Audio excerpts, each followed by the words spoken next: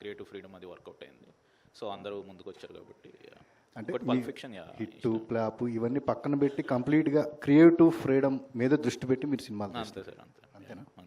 హీరోల మీద ఏమన్నా సెటరిక్ ఉందా? అలా ఎట్లాగా అలా ఇన్ జనరల్ మనకి సోషల్ మీడియాలో జరుగుతూ ఉంటాయి కదా, వాటిని ఏమన్నా ఫేస్ చేసుకుని అలాంటివి ఏం అసలు ఏం లేదు. హాయ్ సత్య గారు. హాయ్ అండి.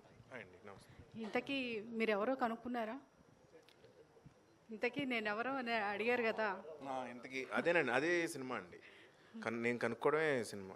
చెప్పచ్చు అది. ఓకే అండి. యాక్షన్ సీక్వెన్సెస్ కూడా చాలా బాగున్నాయి. ఆ తర్వాత అంటే ఈ మూవీ చూసిన తర్వాత ఏమైనా యాక్షన్ సంబంధించిన స్టోరీ మీ దగ్గరకు వస్తే చేస్తారా? చేస్తానండి. యాక్షన్ సినిమా సత్య గారు రెమ్యూనరేషన్ పెంచారా లేదా? ఇదండి రెమ్యూనరేషన్ పెంచారా లేదా? 2 సినిమాలు హిట్ అయ్యాయి కదా సోలోగా. అది ఆయన అడగండి. అదేంటది ఆయన అడగడం ఏంటి? మీరు పెంచాలి కదా. పెంచారండి, డిమాండ్ పెరిగింది కదా. పెంచారు సార్. ఎవరు పెంచారు? ఇండస్ట్రీ ప్రొడ్యూసర్స్ పెంచారండి. అంటే ఈ సినిమాకి మిస్ యూనివర్స్ ఏదో ఇండియా అంతా అంటే ఎందుకని తీసుకున్నారండి? జనరల్ పర్టికులర్గా తన ఆడిషన్ దొరికి క్లిప్స్ అవి తీసుకుందామండి. సో ఆ ఆడిషన్ చూసి క్యారెక్టర్ సెట్ అవుతారు అనిపించి తీసుకున్నాం. అంటే మరి తెలుగు అది అసలు రాదా? మేము మొత్తం అంటే ఇందులో వచ్చే క్యారెక్టర్ తెలుగు అమ్మాయి కాదు. సో తన క్యారెక్టర్ వచ్చి నార్త్ నుంచి వచ్చే ఆఫీసర్ అనమాట. సో దాని తగ్గట్టు కానీ తెలుగులోనే మాట్లాడతారు సినిమాలో మొత్తం. ఓకే. యా. సత్య గారు straight here.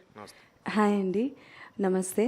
So first of all అంటే లైక్ గ్లిమ్స్ చాలా బాగుంది. బట్ ఇప్పటి వరకు ఫ్రమ్ ద స్టార్టింగ్ నుంచి మీరు చేసిన క్యారెక్టర్స్ నుంచి ఇప్పటి వరకు ఒక క్యారెక్టరైజేషన్లో సత్య గారు కనిపిస్తున్నారంటే ఒక పెక్యులారిటీ ఉంటుంది, ఒక స్పెషాలిటీ ఉంటుంది. సో అంటే లైక్ ఆ డైలాగ్స్ అన్ని మీమ్స్లో వాడుతూ ఉంటారు, లేకపోతే మా ఫ్రెండ్స్ మేము ఎప్పుడైనా మాట్లాడుకుంటున్నప్పుడు చాలా వరకు మిమ్మల్ని ఇమిటేట్ చేస్తూ ఉంటారు. సో డైరెక్టర్ ఒక క్యారెక్టరైజేషన్ మీకు చెప్తున్నప్పుడు మీ ఓన్గా మీరు ఏదైనా క్రియేట్ చేసుకుంటారా or completely your director's artist? Complete అంటే డిపెండ్స్ ఆన్ డైరెక్టర్ అండి. మ్యాక్సిమం డైరెక్టర్ గారు ఏం చెప్తే అది వింటాను. కానీ స్పాట్లో ఆ క్యారెక్టర్ నుంచి కొన్ని ఏమన్నా వస్తాయి. బేసిక్గా క్యారెక్టర్లో ఉన్నప్పుడు క్యారెక్టర్లో ఇది ఇలా చేస్తే బాగుంటుంది, అలా చేస్తే బాగుంటుంది, ఇలా చేస్తే ఖచ్చితంగా నవ్వు వస్తుంది అని అనిపించింది కంపల్సరీ డైరెక్టర్తో షేర్ చేస్తాను. ఎవరితోడైనా షేర్ చేస్తానండి. వాళ్ళు ఆ టైంలో ఒప్పుకుంటే ఐ ఫీల్ హ్యాపీ. ఖచ్చితంగా చూసినప్పుడు ఇది నేను చేశాను ఇది అని ఫీల్ అవుతా ఖచ్చితంగా. అంతే అండి. కంప్లీట్ డైరెక్టర్ మీదే ఉంటుందండి. ఓకే. అపార్ట్ ఫ్రమ్ డైరెక్టర్స్ ఒప్పుకోవడం అన్నది లైక్ మీరు డైరెక్టర్ని బట్టి ఉంటుంది కాబట్టి మీరు ఇచ్చిన ఇన్పుట్స్ని రిజెక్ట్ చేసిన డైరెక్టర్స్ ఎవరైనా ఉన్నారా? అందరూ మ్యాక్సిమం అందరూ రిజెక్ట్ చేస్తారు వాళ్ళు. అది ఎందుకంటే స్క్రిప్ట్గా చూస్తే టోటాలిటీ ఏంటనేది వాళ్ళ మైండ్లో ఉంటుందండి.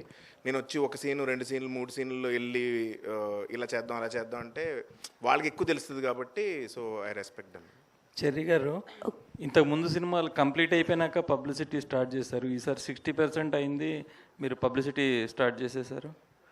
అంటే సమ్మర్ రిలీజ్ అనుకుంటున్నాం కనుక 3 months ఉంది కదండి. సో ప్లస్ ఇప్పుడు ఈ పండగ టైంలో పెద్ద పెద్ద సినిమాలు రిలీజ్ అవుతున్నాయి. సో ఈ గ్లిమ్స్ కూడా అటాచ్ చేసి థియేటర్స్లో కూడా ప్లే చేస్తే బాగుంటుందని కొంచెం బజ్ క్రియేట్ చేద్దామన్న ఉద్దేశంతో.